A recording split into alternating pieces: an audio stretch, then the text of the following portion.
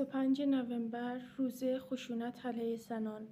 این روز فقط یک نمادی است که بیان کننده خشونت هایی است که در تک تک از خانه ها بر علیه خانواده ها، خانم ها، دختران، حتی کودکان جریان داره.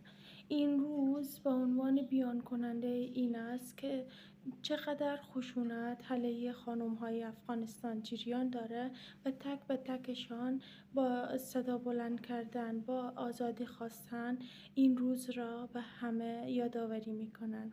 25 نوامبر روزی است که خانم ها برای حق، برای آزادی، برای زندگی کردن صدا بلند میکنن.